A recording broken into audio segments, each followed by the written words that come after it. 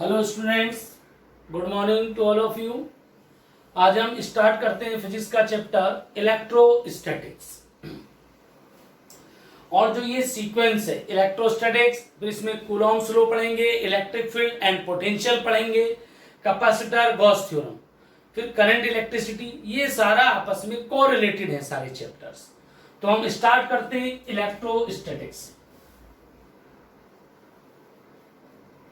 Electrostatics, जैसा कि हमें नाम से पता है, इलेक्ट्रो प्लस स्टैटिक मतलब चार्ज इन रेस्ट। तो that branch of physics in which we study charge in rest, जिसमें हम चार्ज को रेस्ट में पढ़ते हैं, दैट इज कॉल्ड इलेक्ट्रोस्टैटिक। अब बात आती है बेटा चार्ज की। तो आप सब लोग अच्छे से जानते हैं कि चार्ज दो टाइप्स का होता है, एक पॉजिटिव चार्ज और एक नेगेटिव चार्ज। जैसे हम बात करें प्रोटॉन, तो प्रोटॉन पे कौन सा चार्ज होता है? पॉजिटिव। हम बात करें इलेक्ट्रॉन, इलेक्ट्रॉन पे कैसा चार्ज होता है? नेगेटिव। अब जब हम चार्ज की बात करेंगे, नेक्स्ट आएगा चार्ज को मेजर कैसे करो। जैसे हम किसी भी चीज को बात करते हैं, फोर्स की बात करते हैं, लेंथ की बात करते हैं, तो उसको मेजर कैसे करना है। तो चार्ज को हम कैसे मेजर करेंगे? Unit of charge. तो आप देखेंगे बोर्ड एग्जाम में कई बार 1 मार्क्स क्वेश्चन में पूछा गया है यूनिट ऑफ चार्ज। दूसरा, जब आप न्यूमेरिकल्स करते हैं तो कई बार यूनिट एसआई में दी होती है, कई बार सीजीएस सिस्टम में दी होती है। उस तरीके से हम न्यूमेरिकल सॉल्व करते हैं। तो अब मैं बात करता हूं यूनिट ऑफ चार्ज। जब मैं यूनिट ऑफ चार्ज की बात करूंगा तो बेसिकली जो आप पढ़ते हो एक कूलॉम्स पढ़ते हो कि Coulomb is the unit of charge. ज्यादातर बच्चे यही याद रखते हैं। थोड़ा सा और पढ़ लेते हैं तो हम ईएसयू के बारे में पढ़ लेते हैं, लेकिन यहां हमें पूरा सही से पढ़ना है। तो जो चार्ज की यूनिट है, यहां हम 4 तरीके की चार्ज की यूनिट का डिस्कशन करेंगे। पहला आता है कूलॉम, सेकेंड आता है ESU, या इसको हम बोल देते हैं इलेक्ट्रोस्टैटिक यूनिट, या इसको हम बोल देते हैं स्टेट कूलॉम। थर्ड हमारा आता है फ्रैंकलिन।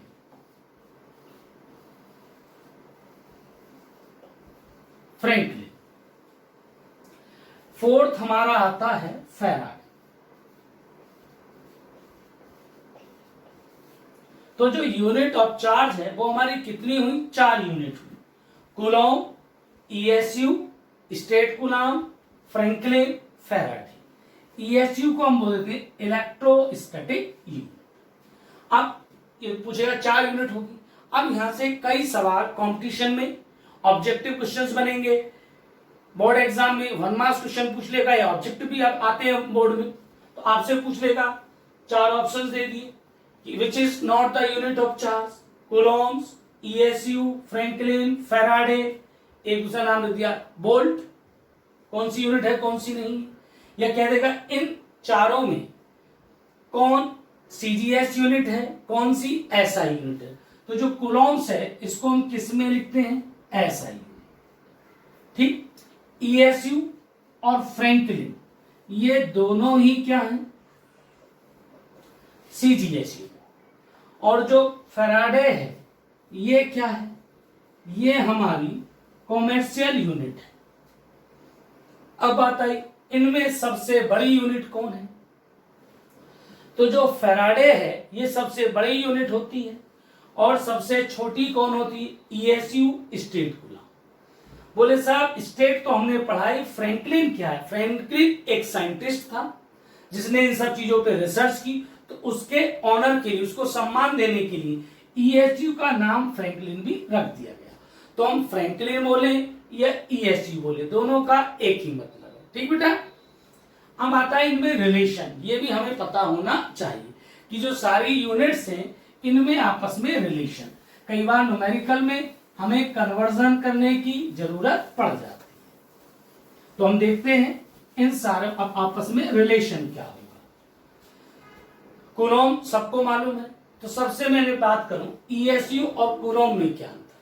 तो अगर हम बात करें कूलॉम में, तो एक इलेक्ट्रॉन पे कितना चार्ज होता है, 1.6 10 टू दी पावर -19 कूलम। और अगर इसी चार्ज को मैं स्टेट कूलम में लिखूं तो ये हो जाता है, स्टेट कूलम में अगर इस चार्ज को मैं लिखता हूं तो ये होगा 4.8 10 to the power -10 statcoulomb. Electron पे कई बार हम सीजीएस सिस्टम में कैलकुलेशन सॉल्व करते हैं न्यूमेरिकल, तो अगर कूलम में कहे तो 1.6 और ईएसयू में कहे तो 4.8 10 टू दी पावर -10। अब हम बात करें कि 1 कूलम कितने के इक्वल होगा, तो 1 कूलम इक्वल होगा 3 into 10 to the power 9 statcoulomb या बोले ESU। तो जो 1 कूलम होगा 3 into 10 to the power 9 statcoulomb और ESU के इक्वल होगा। एक यूनिट हम इसमें और यूज कर लेते हैं EMU। एक ESU electrostatic unit, EMU electromagnetic unit, ये कितनी होती है, इसकी वैल्यू होती है 3 इंटू, अगर जैसे हम EMU की वैल्यू ESU और कूलम में देखेंगे, ESU में होती है 3 10 टू दी पावर 10 ESU, या हम ये कहें 10 कूलम, ये हम, और 1 फैराडे किसके इक्वल होता है, सबने पढ़ा होगा केमिस्ट्री में भी फिजिक्स में भी, 96500 कूलम्स, ये हमारा। तो अब आपने पढ़ी, शुरू से देखिए, हमने पढ़ी यूनिट ऑफ चार्ज, कौन हुई, कूलम, ऐसा यूनिट हुई। कूलम के बाद ESU और स्टेट कूलम या फ्रैंकलिन, एक ही मतलब है CGS। तीसरा फैराडे, एक और हमने पढ़ी EMU इलेक्ट्रोमैग्नेटिक यूनिट। एक इलेक्ट्रॉन पे कूलम में कितना चार्ज होगा, 1.6 10 टू पावर -19। हम बात करें स्टेट कूलम में तो 4.8 10 टू दी पावर -10। ये डाटा आपको याद होना चाहिए, एग्जाम में न्यूमेरिकल देगा तो उसमें ये वैल्यू नहीं दी होंगी, आपको पता होनी चाहिए। नेक्स्ट 1 कूलम को जब कन्वर्जन आएगा 3 10 to the power 9 statcoulomb की इक्वल होगा। 1 EMU 3 10 टू पावर 10 ESU होगा या 10 कूलम होगा। 1 फैराडे इतना होगा।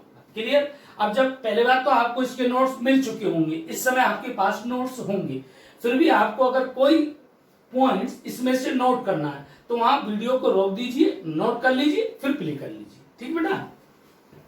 अब हम बात करते हैं मेथड्स ऑफ चार्ज, कि किसी बॉडी को हम कितने तरीके से चार्ज कर सकते हैं या उस बॉडी को हम चार्ज दे सकते हैं। मेथड्स ऑफ चार्जिंग, तो मेथड्स ऑफ चार्जिंग बहुत सारे हैं, किसी बॉडी को चार्ज करने के बहुत सारे तरीके हैं। तो यह हमें वो सब नहीं पढ़ना है, यह हमें वो पढ़ना है जो हमारे सिलेबस में है। तो हम सिलेबस में बात करें तो 2 मेथड्स हमारे हैं। तो methods of charge, methods of charge, किसी बॉडी को आप कितने तरीके से चार्ज कर सकते हैं। तो पहला आता है हमारा इलेक्ट्रोस्टैटिक इंडक्शन। इलेक्ट्रोस्टैटिक इंडक्शन या सिंपली हम कह सकते हैं इंडक्शन। दूसरा आता है फ्रिक्शनल इलेक्ट्रिसिटी, दूसरा आता है फ्रिक्शन इलेक्ट्रिसिटी। अब पहले हम बात करते हैं इलेक्ट्रोस्टैटिक इंडक्शन। तो अब एक एक करके मैं डिस्कस करता हूं, बस यह जस्ट आपको पता होना चाहिए होता क्या है। तो इलेक्ट्रोस्टैटिक में इंडक्शन की बात करूं तो इलेक्ट्रोस्टैटिक इंडक्शन का मतलब होता है कि चीजों जो हमारे पास दो कोई ऑब्जेक्ट हैं उनको आपस में टच नहीं करना है, बिना टच किए हुए चार्ज को लाना है। जैसे हमने ये लिया, ये हमारे पास कोई न्यूट्रल प्लेट थी, कोई न्यूट्रल रॉड थी, कोई चार्ज नहीं था। लेकिन हम जानते हैं कोई भी बॉडी, कोई भी सब्सटेंस किससे मिलकर बना होता है? एटम। एटम में क्या होता है? Negative electron charge, nucleus positive. तो एटम के अंदर नेगेटिव पॉजिटिव दोनों चार्ज रहते हैं, लेकिन टोटल चार्ज क्या होता है? 0। अगर यहां मैं कोई पॉजिटिव चार्ज की रॉड इसके सामने ले आता हूं तो क्या होगा? इसमें इंडक्शन होगा। तो जो इस रॉड के अंदर पॉजिटिव और नेगेटिव दोनों चार्ज थे, तो अब नेगेटिव चार्ज किधर अट्रैक्ट हो जाएगा? इधर। तो इस साइड पे कैसा चार्ज आ जाएगा बेटा? नेगेटिव। और पॉजिटिव चार्ज कहां पहुंच जाएगा? बाहर। लेकिन अभी भी अगर मैं इस रॉड को हटा दूं तो अभी भी टोटल चार्ज कितना होगा? 0। तो अभी मैं क्या करता हूं? सेकेंड स्टेप, इस रॉड को यहीं पे रखे रहने देता हूं, ठीक। और ये जो रॉड थी जिसपे इंड्यूस चार्ज आया, इधर नेगेटिव, इधर कौन? पॉजिटिव।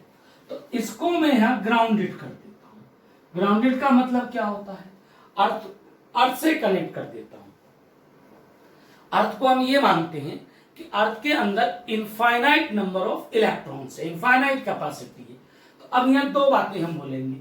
एक तो कुछ हम बात बोलते थे कि पॉजिटिव चार्ज अर्थ में चला जाता है, तो ये स्टेटमेंट थोड़ा गलत है। क्यों? क्योंकि मूवमेंट कौन करता है? Negative charge. Positive charge movement नहीं करता। तो क्या होगा? इस अर्थ में से इलेक्ट्रॉन्स ऊपर आएंगे और इस पॉजिटिव चार्ज को क्या कर देंगे? न्यूट्रलाइज कर देंगे। तो ये पूरा पॉजिटिव चार्ज क्या हो गया? गायब हो गया। अब हम क्या करें?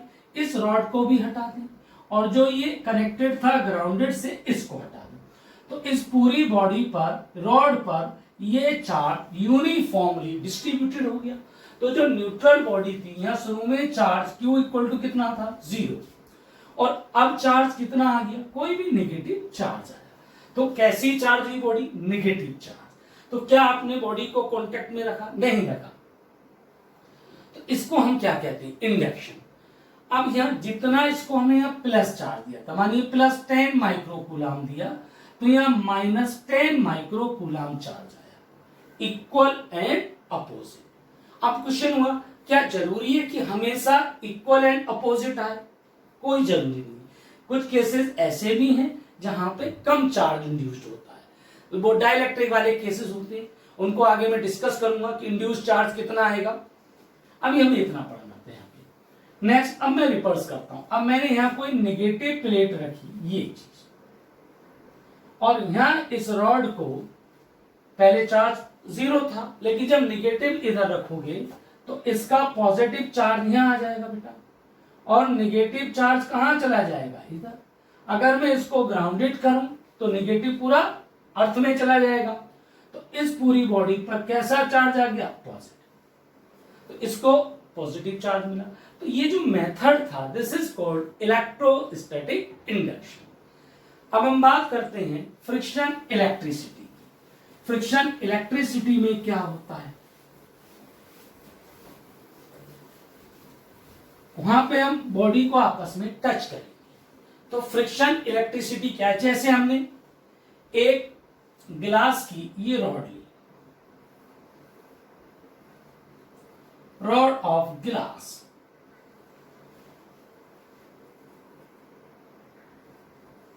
ठीक। एक हमने क्या, अब इस पे क्या चार्ज है? इनिशियली चार्ज कितना है? 0। एक आपने कार्बोनाइट की रॉड ले ली, या सिल्क का आपने कोई कपड़ा ले लिया, या फिर आपने जैसे बिल्ली की, कैट की स्किन होती है, इस टाइप से जो ऊपर फर लगे रहते हैं, इन सब चीजों को हम यूज कर सकते हैं। तो हमने क्या करा, अब एक रॉड ली, दूसरी रॉड हमने ली, मानिए ये एबोनाइट की रॉड हमने ली, शुरू में इस पर भी इनिशियल चार्ज कितना है? 0। अब इन दोनों रॉड को हम आपस में रबिंग करते हैं, एक दूसरे से रबिंग। तो रबिंग करने के बाद जब मैं ग्लास रॉड को देखता हूं, तो अगर मैं इसको पेपर के छोटे छोटे पीसेस ले लूं या ड्राई हेयर्स ले लूं, उसके नजदीक लाता हूं, तो ये ड्राई हेयर्स को, छोटे छोटे पीसेस को अपनी तरफ अट्रैक्ट कर लेती है। इसका मतलब क्या हुआ कि इस रॉड पे चार्ज आ गया, ठीक। या आपने जनरली देखा होगा, जब आप छोटी क्लास में रहे होंगे, स्केल जो आपके पास होता है उसको आप बालों से, ड्राई हेयर से रब कीजिए और उसको ऊपर नीचे रखिएगा, तो छोटे छोटे पेपर के पीसेस उसकी तरफ आ जाते हैं। तो इसका मतलब वो चार्ज हो जाता है। अब बात आई कि चार्ज क्यों हुआ, कैसे हुआ। तो चार्ज होने का रीजन क्या हुआ कि इलेक्ट्रॉन का ट्रांसफर हुआ। वहां पे टचिंग नहीं हो रही थी इंडक्शन में, यहां क्या हुई, जब रबिंग की तो इनमें से सपोज मानिए किसी एक रॉड ने पॉजिटिव चार्ज ले लिया और सेकेंड रॉड पे कैसा चार्ज आया बेटा, निगेटिव। तो क्या रहा होगा, तो इसका मतलब इस रॉड में से कुछ इलेक्ट्रॉन्स इधर चले, तो इलेक्ट्रॉन पे कैसा चार्ज होता है, निगेटिव। तो जिस रॉड पर इलेक्ट्रॉन्स गए, जिस रॉड ने इलेक्ट्रॉन्स गेन किए उस पर कैसा चार्ज, निगेटिव। और जिस रॉड ने डोनेट किए, रिलीज किए, उस पे कैसा चार्ज, पॉजिटिव। तो दोनों पे निगेटिव पॉजिटिव, ये दोनों पे चार्ज हुआ। और ये चार्ज कैसे गया, इलेक्ट्रॉन के ट्रांसफर से। अब आप ये बताइए, जब ये रॉड हमारी रही होगी, इसमें से क्या इलेक्ट्रॉन्स अपने आप चले जाएंगे, नहीं। आप जानते हैं कि किसी एटम में से इलेक्ट्रॉन्स को अगर हमें बाहर निकालना है तो इलेक्ट्रॉन्स को निकालने के लिए एक मिनिमम एनर्जी चाहिए। तो अब प्रॉब्लम है वो एनर्जी कहां से है। तो जब आप रॉड को देखिए, आप अपने हैंड्स को लीजिए, रबिंग की, जब आप हैंड्स की रबिंग करते हैं तो क्या होता है, हैंड गर्म हो जाती है, टेम्परेचर बढ़ जाता है। क्यों, आप जानते हैं इसके बीच में कुछ ना कुछ फ्रिक्शन होगा।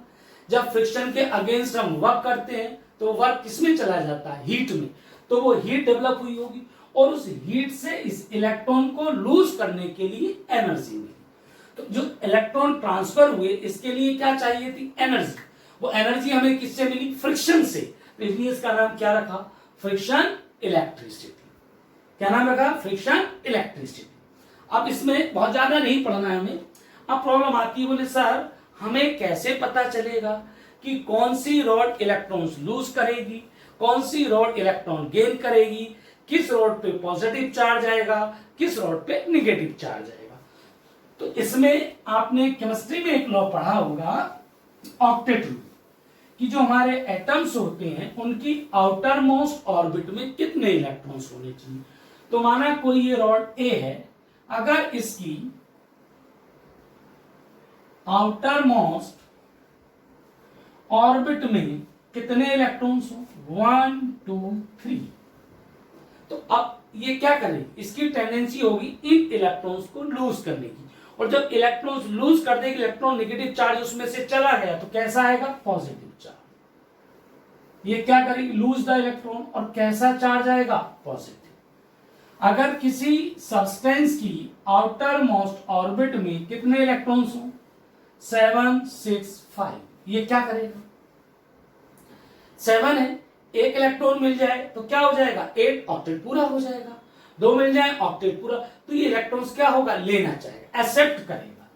जब ये इलेक्ट्रॉन एक्सेप्ट करेगा तो इस पे कैसा चार्ज आएगा, निगेटिव चार्ज। बोले साहब अगर ऐसा हो, आउटर मोस्ट ऑर्बिट में 4 इलेक्ट्रॉन्स हैं, तो अब तो भाई 4 हैं, तो अगर ये चार्ज डोनेट कर दे तब इसका 0 बचेगा, और अगर ये 4 गेन कर ले तो ऑक्टेट पूरा होगा। तो अब क्या होगा, ये इलेक्ट्रॉन्स ले भी सकती है और इलेक्ट्रॉन्स दे भी सकती है। मतलब इस केस में पॉजिटिव और निगेटिव कोई सा भी चार्ज आ सकता है। अब ये बात डिपेंड करेगी कि जिन दो रोड्स को हम आपस में रबिंग कर रहे हैं, फिर इन दोनों की इलेक्ट्रोनिगेटिविटी, ये सब चीजें क्या, उन बातों पे डिपेंड करेगी।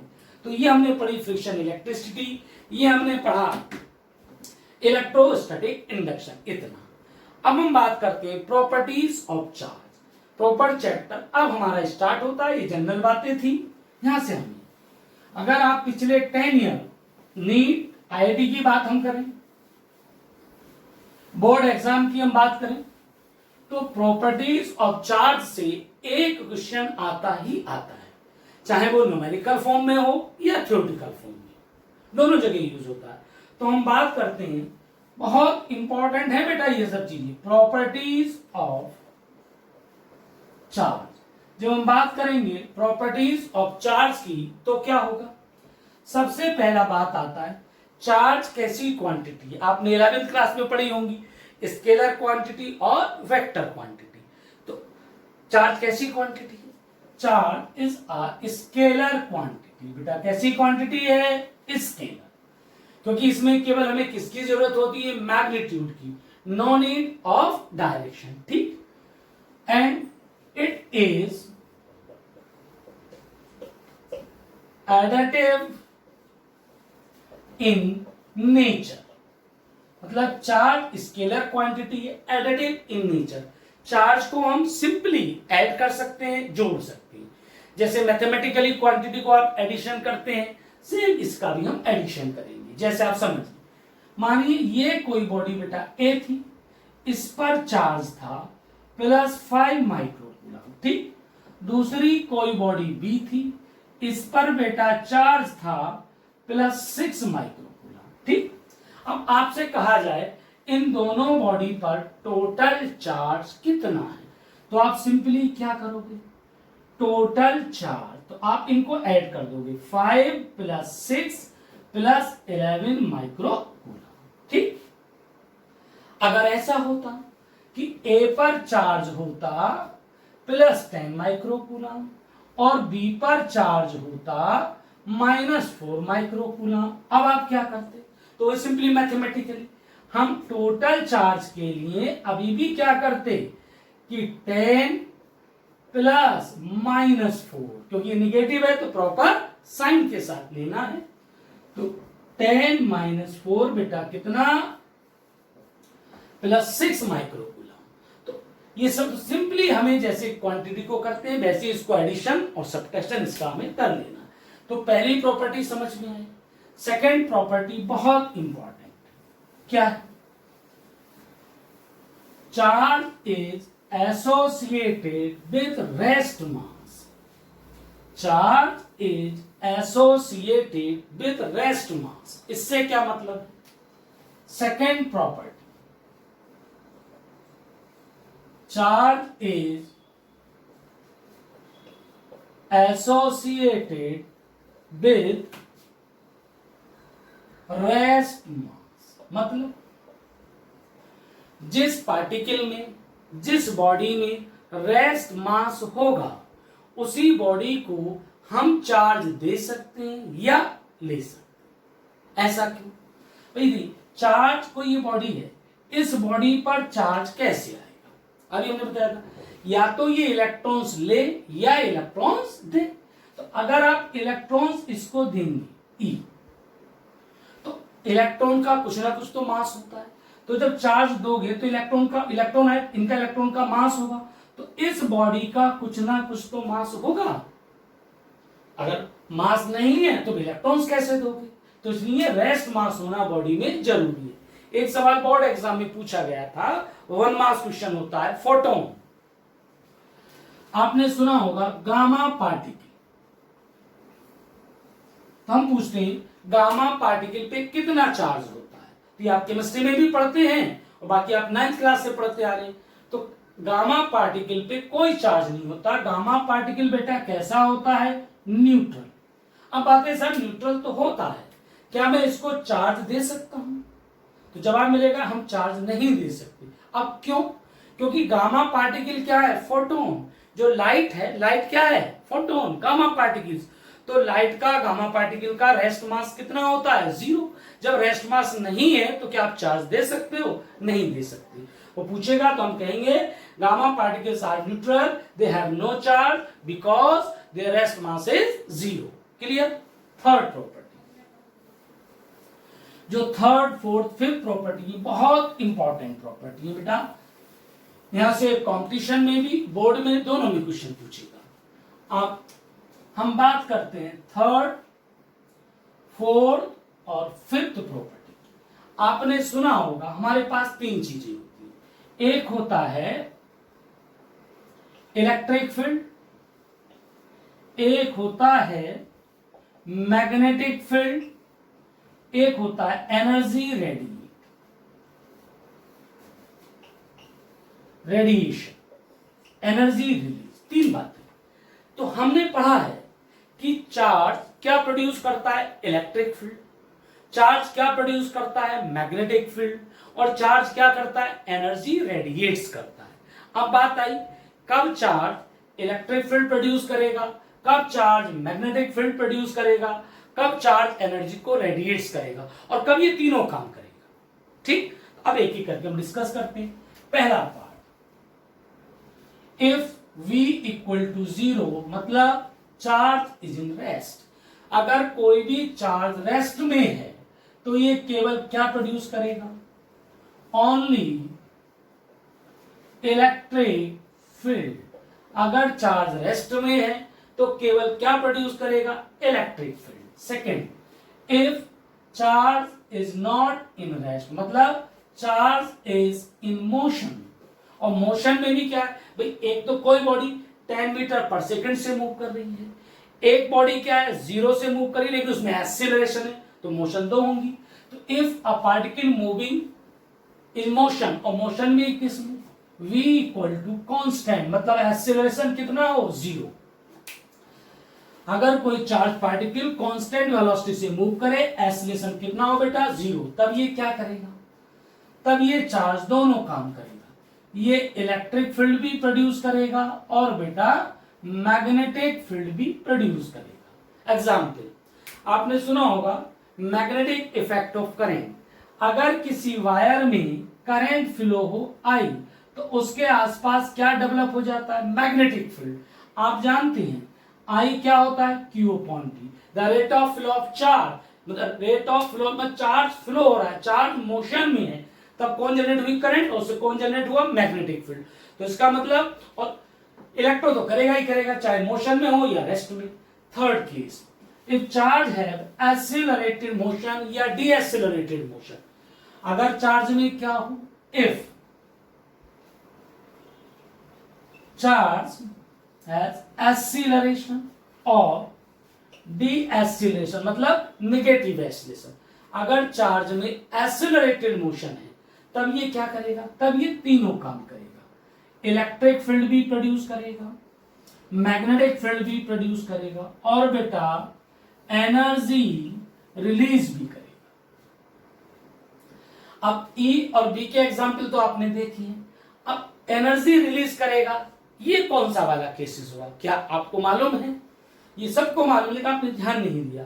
आपने एक पढ़ा होगा स्पेक्ट्रम के बारे में कि जब कोई इलेक्ट्रॉन्स हायर एनर्जी से लोअर एनर्जी में आता है तो आपको पता होगी it radiates the energy h new या hc अपॉन लैम्डा। तो इलेक्ट्रॉन ने एनर्जी ली, लोअर एनर्जी से कहां चला गया, हायर। जब हायर से लोअर में आएगा तो जो इन दोनों एनर्जी गैप होगा, इसके इक्वल एनर्जी किसकी फॉर्म में रिलीज करता है, लाइट की, गामा पार्टिकल की, फोटॉन्स की, और वो सब क्या है, फॉर्म ऑफ एनर्जी। या आपको अगर थोड़ा सा आइडिया हो एक्सरे का, एक्सरे जो निकलती है आपने देखा होगा, ये एक टारगेट होता था और जब इसमें हम एक्सीलरेटेड इलेक्ट्रॉन्स को यहां हम डालते थे तो इलेक्ट्रॉन्स में क्या होता था, तो इलेक्ट्रॉन्स का डी एक्सीलरेशन होता था, यहां जाके कोलाइड करे, एनर्जी लॉस हुई, और जो एनर्जी लॉस हुई उसके इक्वल क्या जनरेट होती थी, फोटॉन्स, एनर्जी गामा। तो वहां भी क्या हुआ, डी एक्सीलरेशन। तो यह तीन बातें आपको याद करनी है।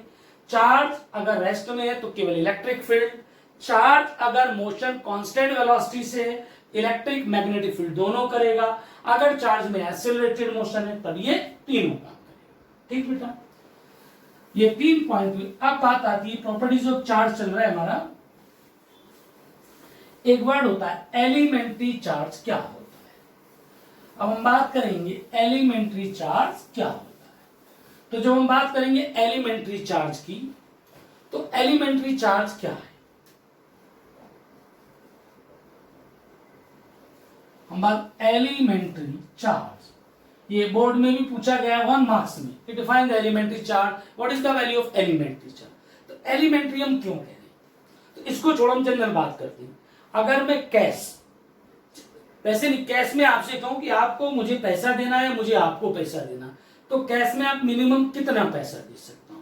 मैं आपसे कहूं कि बेटा मुझे 1.35 रुपीज दीजिए, क्या पॉसिबल है, 1 रुपया आप दे सकते हो, 35 पैसे कहां से लाऊं, कोई चलता ही नहीं। मैं आपसे कहूं कि आप मुझे 65 पैसे दीजिए, तो कैश में आप दे सकते हैं, नहीं दे सकते।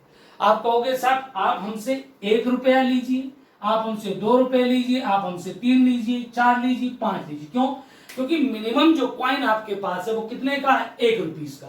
तो आप मिनिमम कैश में कितने पैसे दे सकते हो? 1 रुपया, 1 से कम दे ही नहीं सकते।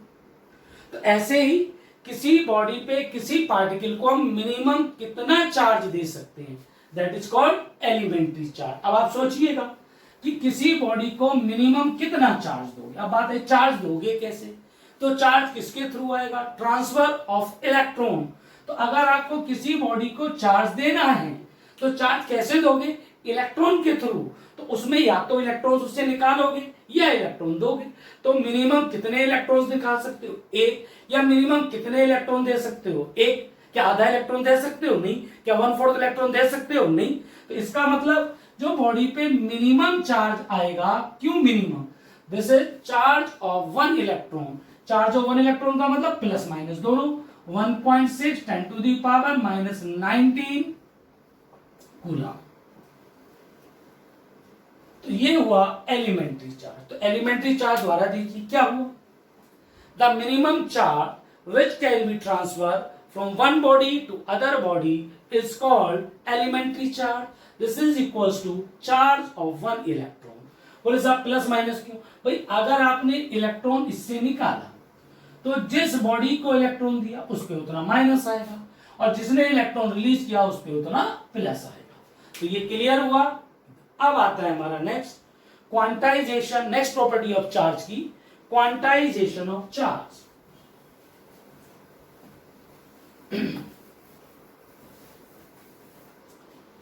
अब हम बात करते हैं क्वांटाइजेशन ऑफ चार्ज।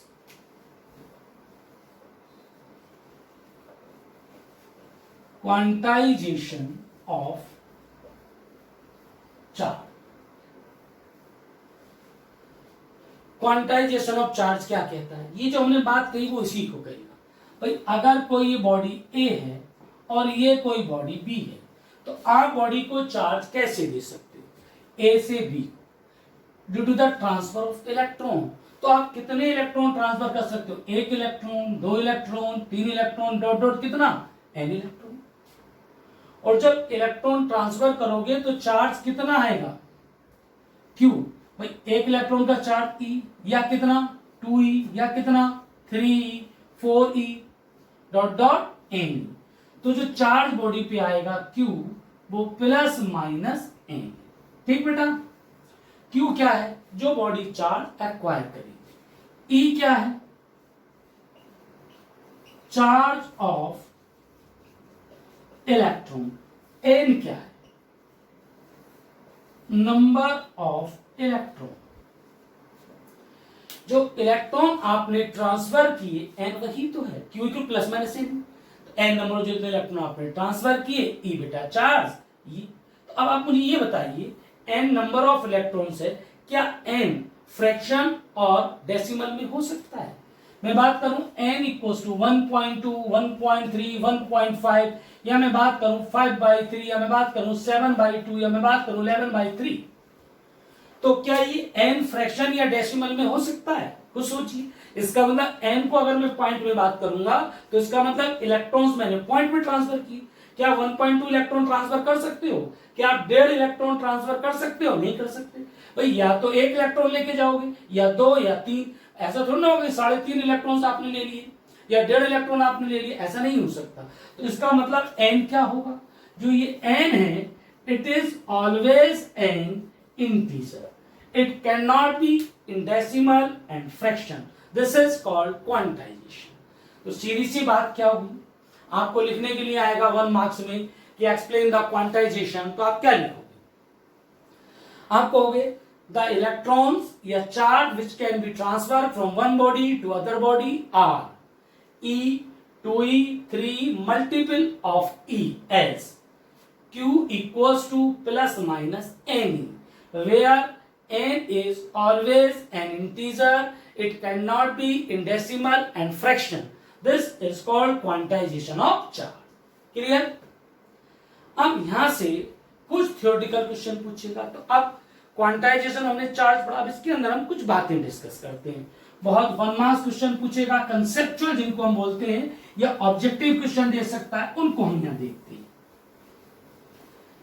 मैंने पहली क्लास में ही बताया था आपको, देखिए हमें यहां 2 तरीके से स्टडी करनी है। एक, क्योंकि दो तरीके के हमारे पास क्वेश्चंस आएंगे, एक न्यूमेरिकल अप्रोच आएगी, एक थ्योरेटिकल चीजें आएंगी। तो थ्योरेटिकल में जो बेसिक थ्योरी हुई, अब न्यूमेरिकल और कंसेप्चुअल बातों को करने के लिए आपको थोड़ा सा बेसिक बातों को अच्छे से पता होना चाहिए। जैसे हमने क्वांटाइजेशन पढ़ा, क्लियर हुआ। अब हम ये डिस्कस करते हैं कि बोर्ड एग्जाम में, कॉम्पिटिशन में क्या क्या क्वेश्चन यहां से बन सकते हैं। तो इसी के अंदर क्वांटाइजेशन पहला केस आता है क्वार्क। वो आपसे कहेगा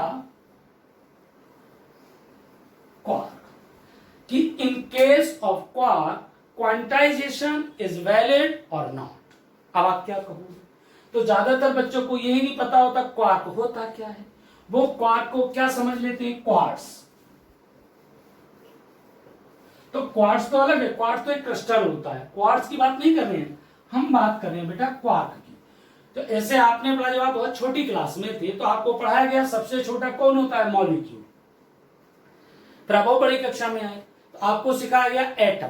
तो और बड़े हम 9th 10th में तो आपको सिखाया गया कि एटम किससे मिलकर बना होता है? इलेक्ट्रॉन, प्रोटॉन और न्यूट्रॉन। ये सबसे छोटे पार्टिकल होते हैं। अब आप और बड़ी क्लास में आ गए तो इलेक्ट्रॉन, प्रोटॉन, न्यूट्रॉन से भी छोटे पार्टिकल होते हैं।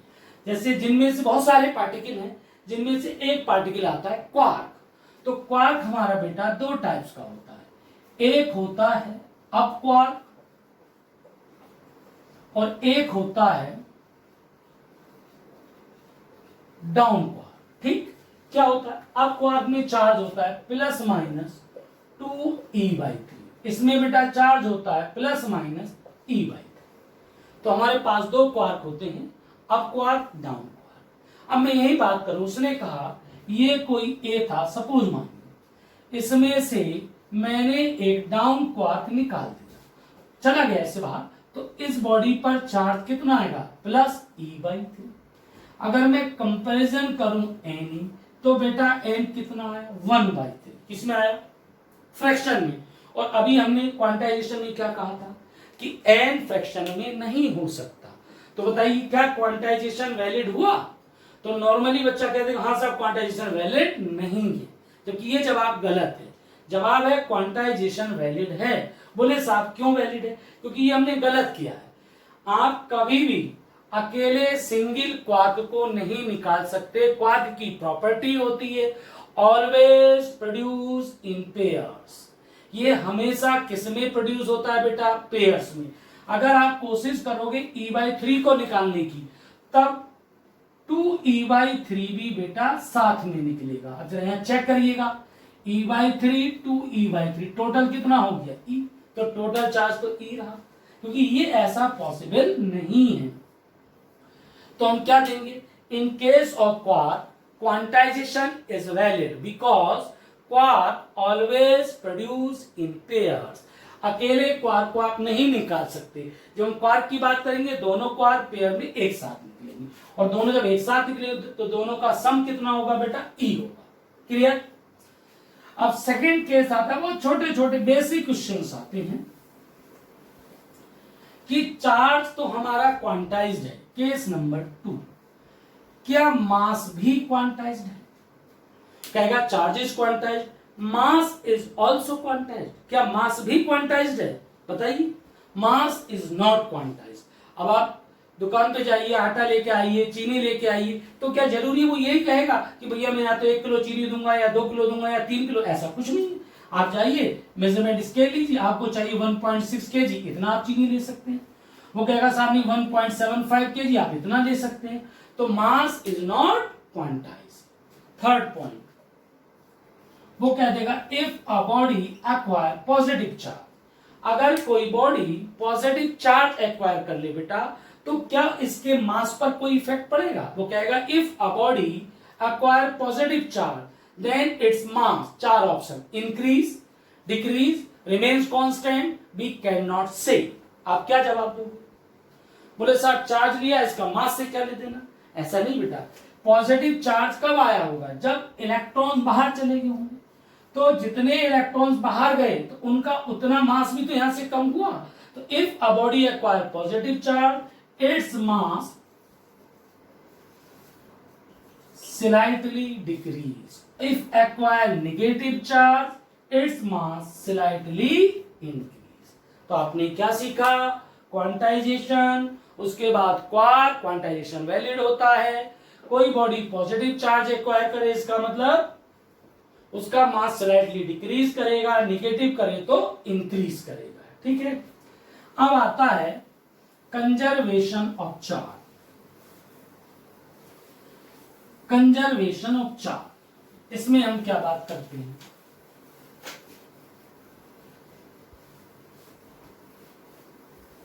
अब हम बात करते हैं conservation of charge. Conservation of charge ये क्या कहता है? जैसे आपने 11th में पढ़ा था एनर्जी कंजर्वेशन, क्या था? Energy neither created nor destroy but it can be transfer one body to other body and total energy of an isolated system remains constant. बस सेम कहानी हमारी चार्ज कंजर्वेशन की है। जहां जहां हमने एनर्जी वर्ड यूज करा वहां हम चार्ज वर्ड यूज करेंगे। जैसे charge neither created not destroy but it can be transfer from one body to other body, total charge of an isolated system remains conserve. ठीक, अब क्या मतलब हुआ? हम कहते हैं कि चार्ज को ना तो हम क्रिएट कर सकते हैं ना डिस्ट्रॉय कर सकते हैं, और किसी आइसोलेटेड सिस्टम का टोटल चार्ज क्या रहता है? कंजर्व। कैसे देखिएगा, जैसे इसमें एक एग्जाम्पल आप ले सकते हैं, पेयर प्रोडक्शन, पेयर इनहेलिएशन। जब हम मॉडर्न फिजिक्स पढ़ेंगे तो वहां पे एटॉमिक स्ट्रक्चर है, रेडियो न्यूक्लियाई है, तो वहां पे हम क्या पढ़ते थे कि एक प्रोटॉन किसमें कन्वर्ट हो जाता था? न्यूट्रॉन में। और न्यूट्रॉन का कन्वर्जन किसमें होता था? प्रोटॉन में। या कई बार दोनों कोलैप्स होके एक इलेक्ट्रॉन एक पॉजिट्रॉन कोलैप्स होके क्या बनाते थे? एनर्जी। मानिए ये एक इलेक्ट्रॉन है और एक ये पॉजिट्रॉन है। पॉजिट्रॉन क्या होता है? उसका एंटी पार्टिकल। जब ये दोनों कोलैप्स हो गए तो यहां हमको गामा क्या मिला? एनर्जी। अब लगाइए, इनिशियल चार्ज कितना था? प्लस ई, उतना माइनस ई, टोटल चार्ज कितना था? 0। कोलैप्सन के बाद फाइनल चार्ज की बात करूं तो कितना आएगा? 0। इनिशियल और फाइनल चार्ज कितने हुए? 0। बस हमें अकेले को नहीं देखना है, पूरे सिस्टम को देखना है। जैसे हम यहां बात करें, ये एक कोई पार्टिकल था, मानिए यहां से आपने एक इलेक्ट्रॉन्स निकाला और किसको दे दिया बेटा? बी को। तो इनिशियल ए पे चार्ज कितना? 0, और बी पे भी चार्ज कितना था? 0। जब आपने दिया तो बी पर कितना आ गया? -1। इस पर तो टोटल चार्ज देखना है पूरे सिस्टम का, अकेले का नहीं। कितना आया? 0। तो एक इंडिविजुअल का नहीं देखना है, पूरे सिस्टम का देखना है। तो ये था हमारा कंजर्वेशन ऑफ चार्ज। तो ये हमारी बेसिक प्रॉपर्टी थी चार्ज की जो हमने पढ़ी। इसके बाद अब शुरू होता है फोर्स की बात, कि जो हमारे चार्जेस हैं इनमें आपस में फोर्स लगेगा, तो बेटा कितना फोर्स लगेगा? ठीक, पहली बात देखिए, हमारे कुछ पेयर्स बनेंगे। ये पॉजिटिव पॉजिटिव चार्ज, ये नेगेटिव नेगेटिव चार्ज, ये positive negative charge, negative positive charge. तो ये चार्ज कैसे हैं बेटा? लाइक चार्जेस हैं, एक जैसे चार्जेस हैं। तो लाइक चार्जेस क्या करते हैं? एक दूसरे को अट्रैक्ट करते हैं। अगर लाइक चार्जेस एक जैसे हैं, एक दूसरे को क्या करेंगे बेटा? ये रिपेल करेंगे। ठीक, कि like charges plus plus minus minus एक दूसरे को रिपल्सन करती है। ये हमारे क्या? अनलाइक चार्जेस है। Unlike plus minus minus plus, ये क्या करते हैं एक दूसरे को? ये हमारे अट्रैक्ट करते हैं। तो ये तो हमें मालूम है, अट्रैक्ट करेंगे, रिपल्सन करेंगे। अब बात आएगी कि जब ये अट्रैक्ट और रिपल्सन करेंगे तो कितना करेंगे? हाउ मच फोर्स लगाएंगे? उसको अगर हम मेजर करें तो कितने न्यूटन का फोर्स लगाएंगे? उसको मेजर कैसे करें? तो इसको मेजर करने के लिए एक कूलॉम्स साइंटिस्ट था, उसने अपना एक लॉ दिया, बहुत इंपॉर्टेंट है। इस पूरे चैप्टर की कहानी इसी लॉ के इधर उधर घूमती है। अब हम बात पढ़ते हैं कूलॉम्स। तो कूलॉम्स लॉ क्या कहता है? कूलॉम्स लॉ कहता है कि अगर हमारे पास कोई दो चार्ज हैं Q1 और Q2, ठीक बेटा, कितनी डिस्टेंस पर रखे हुए हैं? R। ठीक, दो चार्ज, ये प्लस प्लस माइनस माइनस हो सकते हैं। तो ये एक दूसरे पर फोर्स लगाएंगे, may be attractive may be repulsive. जो फोर्स लगाएंगे है उसने कहा F is proportional to the product of charges. जो फोर्स F होगा इन दोनों चार्जेस के प्रोडक्ट के डायरेक्टली प्रोपोर्शनल होगा। F is inversely proportional to square of separation. इनके बीच का जो ये सेपरेशन है इसके क्या होगा, इसके स्क्वायर के इनवर्सली प्रोपोर्शनल होगा। अगर मैं इन दोनों बातों को ऐड कर दूं तो F is proportional to Q1 Q2 upon R square. जब मैं साइन ऑफ प्रोपोर्शनलिटी बेटा रिमूव करूंगा तो proportionality constant K Q2 upon R square. This is Coulomb's law. वो आपसे कहेगा कूलॉम्स लॉ क्या है, तो आप क्या कहोगे? If there are two charges Q1 Q2 kept at a distance R, then force between them is proportional to product of charges and inversely proportional to square of separation। दोनों statement को combine किया, EI Coulomb's. अब यहाँ कुछ बातें आती हैं और बहुत बेसिक बहुत छोटी बातें। यहां से भी कॉम्पिटिशन आईआईटी में एक सवाल पूछा गया था कि जो ये K है प्रोपोर्शनलिटी कांस्टेंट, ये किस पर डिपेंड करेगा? उन्होंने कहा K proportionality constant depends medium between charges, measurement of units, both none. तो जनरली बच्चे क्या लिख देते हैं कि मीडियम पे डिपेंड, ऐसा नहीं है कि इन दोनों के बीच में मीडियम क्या है उस पर भी डिपेंड करेगा, और ये Q1 Q2 और R की आपने यूनिट क्या ली है इस पर भी डिपेंड करेगा। ठीक, अब हम इन बातों को डिस्कस करते हैं। इतना क्लियर हुआ? हमने कूलॉम्स लॉ के लिए बात की। अब यहां जरा हम इसको देखते हैं।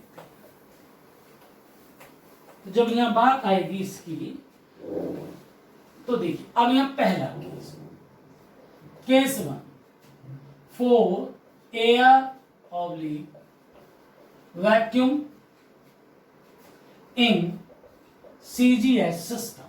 अगर दोनों चार्जेस के बीच में कैसा मीडियम है, एयर है या वैक्यूम है, और हमने यूनिट क्या ली है CGS, मतलब चार्ज को हमने ESU में लिया, R को हमने सेंटीमीटर में लिया, तो जो प्रोपोर्शनलिटी कांस्टेंट K है इसकी वैल्यू बेटा 1 आई, और फोर्स कितना है Q1 Q2 upon R square. ठीक, अब आता है केस 2। वही चीज एयर और बेटा में कौन लेके चला, वैक्यूम। किसमें, इन MKS या SI सिस्टम में, मतलब चार्ज को मैंने किस में लिया, कूलाम में, R को मैंने किस में लिया, मीटर में। तो इस K की वैल्यू निकल के आई 1/4 पाई एप्सिलॉन नॉट, और ये वैल्यू कितनी होती है 9 × 10⁹ ये वैल्यू निकल के आई। तो अगर यहाँ और इसमें मैं बात करूं एप्सिलॉन नॉट की, देखिए एप्सिलॉन नॉट क्या वैल्यू कैलकुलेट कर सकते हो, कैसे लिखी एप्सिलॉन है तो 1/4 पाई 9 × 10⁹ जब हम सॉल्व करेंगे तो इसकी वैल्यू 8.85 10⁻⁻12, बाकी यूनिट हम लिख लेंगे। तो K की वैल्यू हमें समझ में आई 9 × 10⁻⁹, एप्सिलॉन की वैल्यू हमको समझ में आई 8.85 10⁻⁻12। तो इसी फॉर्मूले को एयर वैक्यूम ऐसा यूनिट में, फाइनल फॉर्मूला में क्या लिखूंगा 1/4 pi epsilon naught Q1 Q2 R, ये हमारा फाइनल फॉर्मूला। ठीक बेटा, अब यहां एग्जाम में कई बार K जो कांस्टेंट था इसकी डायमेंशन पूछ लेगा, यूनिट पूछ लेगा, एप्सिलॉन नॉट की डायमेंशन पूछ लेगा, यूनिट पूछ लेगा। अब जरा मैं इनकी बात करता हूं, तो ये इतना क्लियर हुआ।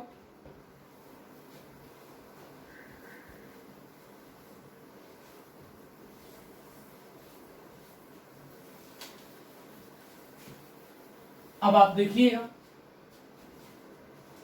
अब मैं पहले बात करता हूं F = K Q1 Q2 R square. तो K = F dot R square upon small मान लीजिए, मैंने ऐसा लिख दिया है Q1 Q, K equal to इतना होगा। तो आप क्या लिखोगे, डायमेंशन ऑफ F, बेटा फोर्स की डायमेंशन क्या होती है ml/t-2, और R क्या है लेंथ, लेंथ को कितना लिखोगे L square, Q Q same ही होगा। और आपने पढ़ा है I equals to Q upon T. Q fundamental नहीं है, करंट को हमने फंडामेंटल क्वांटिटी माना था, तो Q equals to I into T, और आई की कौन होती है एम्पियर, टी की कितना टी। तो क्यू क्यू है तो यहाँ आप क्यू स्क्वायर लिख सकते हो, तो K equals to M L T minus two L two upon Q A T का स्क्वायर। जब आप ऊपर लेके जाएंगे बेटा एम एल थ्री हो गया, ए ऊपर जाएगा -2। अब देखिए -2 ये था और ये 2 ऊपर जाएगा तो ये -2, तो टी की पावर कितना बेटा -4। तो ये आपको किसकी डायमेंशन मिली, के की डायमेंशन मिली। ठीक, ऐसे ही मैं किसकी डायमेंशन पता कर सकता हूं, एप्सिलॉन नॉट। ये इतना क्लियर है। देखिए अब आप एप्सिलॉन नॉट की डायमेंशन कैसे पता करेंगे,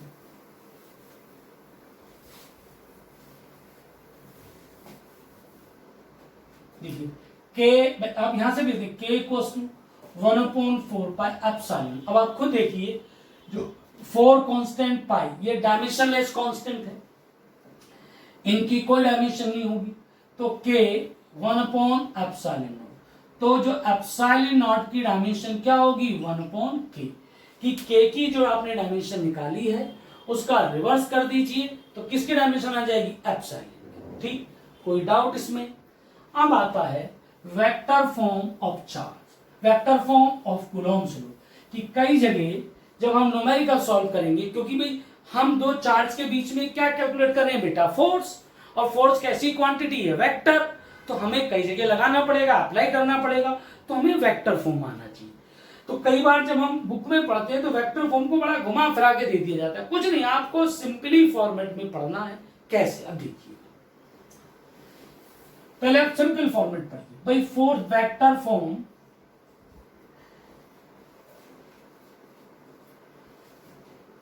ऑफ कूलॉम्स। तो vector form of Coulomb's law क्या कहता है, vector form of Coulomb's law, इसमें ये दो चार्ज थे हमारे पास Q1 दैट इज Q2, इनके बीच का सेपरेशन कितना दिया R। ठीक है, इसको आप A मान लीजिए, इसको आप B मान लीजिए। ठीक, इसको आप 1 नाम दे दीजिए, इसको आप 2 दे दीजिए। ठीक है, तो अगर मैं ये सर या देखिए अगर मैं डिस्टेंस ये नापता हूं A से B की तरफ ये, तो इसको मैं क्या लिखूंगा RAB या R12। ठीक, और जब आप 2 से इधर आओगे तो RBA क्या लिखोगे R21।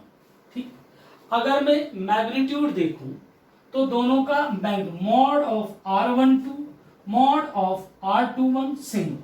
ठीक, अब इसको मैं बाद में एक्सप्लेन करूंगा, पहले आप जनरली बात समझिए। फोर्स का फॉर्मूला क्या पढ़ा था, 1/4 pi epsilon naught Q1 Q2 R²। पढ़ा बेटा कि नहीं पढ़ा था। अब मुझे आप ये बताइए, ये 5 जो आपने 11th क्लास में वेक्टर पढ़ा था, 5 कैसी क्वांटिटी, स्केलर।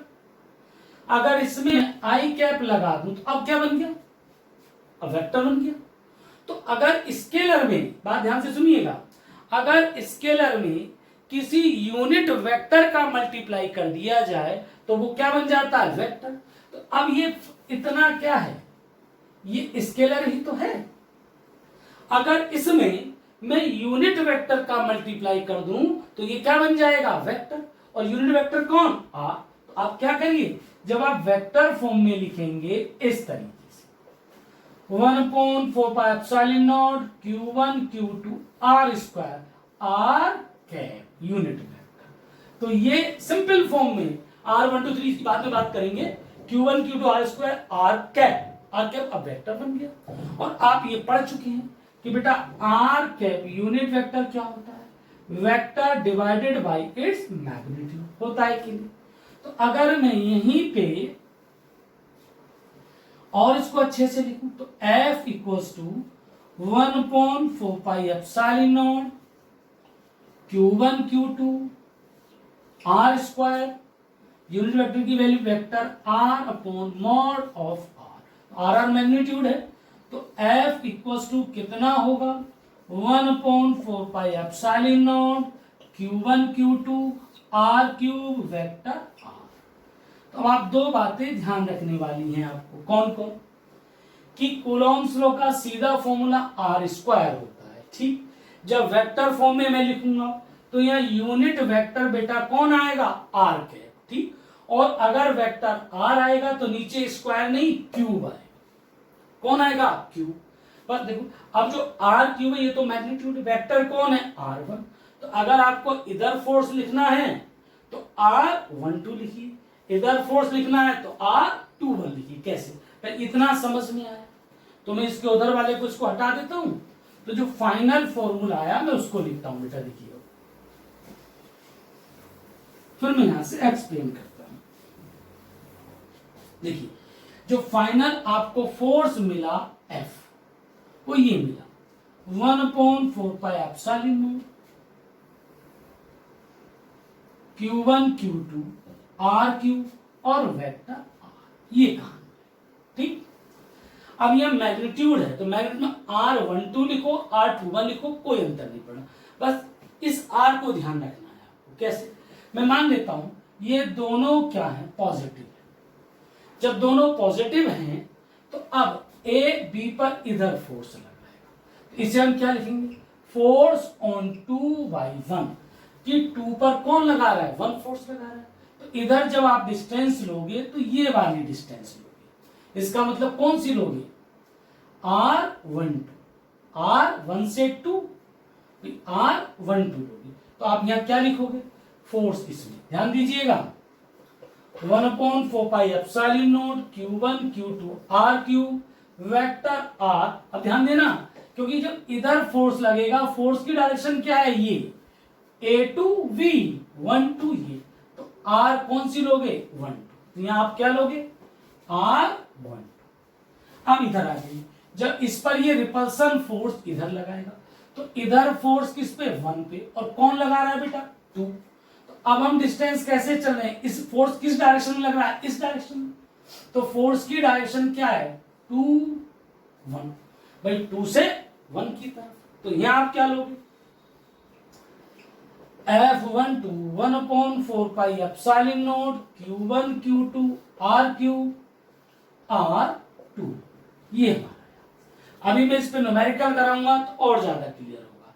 तो सिंपली आपको वेक्टर फॉर्म में क्या याद रखना है, सिंपल सी बात कि 1/4πε0 Q1 Q2 R क्यूब और वेक्टर R रखना है, ठीक। अब R को कैसे रखना, वो डायरेक्शन वाली बात सुन लीजिए, A ये B, ये 1 ये 2। अब हम लगाते हैं फोर्स, जब दोनों पॉजिटिव 2 पर फोर्स क्या लग रहा है फोर्स ऑन 2/1, ये आ गया तो F21, लेकिन फोर्स की डायरेक्शन क्या है वैसा 1 से 2 की तरफ, R12 1 से 2, ये तो फोर्स की डायरेक्शन है, तो R की क्या लिखोगे वैल्यू R12। जब आप लगाओगे 2 से 1 पर तो ध्यान देना फोर्स कहां जा रहा है 2 से 1, ये हाँ फोर्स किस पे लग रहा है 1 पे, किसके द्वारा 2 के, तो अब डायरेक्शन R की क्या होगी 2 1, तो क्या पुट कर दोगे R21, क्लियर। यहां वैल्यूज निकालोगे R12 क्या होगा बेटा final minus initial, R2 minus R1, R21 लिखोगे बेटा क्या होगा R1 माइनस R2, इतना करना। अभी मैं न्यूमेरिकल डिस्कस करूंगा इस पे तो और बहुत सारी बातें आपकी क्लियर हो जाएंगी, तो शायद ये इतना क्लियर हुआ होगा। तो हमने कूलॉम्स लॉ की कौन सी फॉर्म पढ़ी, वेक्टर फॉर्म पढ़ी। वेक्टर फॉर्म और सिंपली देखो, आप सिंपली आपको रखना है वेक्टर फॉर्म ये वाली याद करनी है, R क्यूब इंटू R, सीधा रखना है। अगर फोर्स 1 2 लोगे तो यहाँ उल्टा लिखना है 2 1, अगर यहाँ 1 2 लोगे तो यहाँ 2 1, और यहाँ 2 1 लिखना है तो यहाँ अपोजिट कर देना है। इतना याद रखो, फोर्स जो लिखोगे R की वैल्यू यहाँ उल्टी ले लेनी, सीधा ट्रिक। यहाँ 1 2 लोगे तो यहाँ 2 1 लेना है, इतना क्लियर हुआ। अब इस पे हमारा आता है न्यूमेरिकल अप्रोच, जो हमने ये कूलॉम्स लॉ पढ़ा, इस कूलॉम्स लॉ पे कितने सवाल बन सकते हैं। आप देखो तो 1000 सवाल 2000 सवाल बन सकते हैं, तो क्या आप 2000 सवाल लगाएंगे, नहीं लगाएंगे। लेकिन अगर हम अनुभव एक्सपीरियंस से देखिए पिछले 10 साल कंपटीशन, नीट, आईआईटी और बोर्ड एग्जाम का, तो वो देखने में 1000 प्रॉब्लम्स हैं, एक्चुअल में कितनी प्रॉब्लम्स है? 10। केवल 10 कॉन्सेप्ट हैं, वो हमने सीख लिए, तो 10,000 प्रॉब्लम्स हम सॉल्व कर सकते हैं। एक बात। दूसरी बात, अब आता है जो इलेक्ट्रोस्टैटिक फोर्स, कूलॉम्ब फोर्स है, इनकी प्रॉपर्टीज ऑफ इलेक्ट्रोस्टैटिक फोर्स। यहां से थ्योरेटिकल प्लस न्यूमेरिकल दोनों क्वेश्चंस आते हैं। तो आज हम इतना पढ़ते हैं बेटा, नेक्स्ट वीडियो में हम पढ़ेंगे न्यूमेरिकल, बहुत बहुत इंपॉर्टेंट चीजें, न्यूमेरिकल अप्रोच और प्रॉपर्टीज ऑफ इलेक्ट्रोस्टैटिक फोर्स। तब तक आप स्वस्थ रहिए, अपना ध्यान रखिए, पढ़ाई करते रहिए और मुझसे डाउट पूछते रहिए।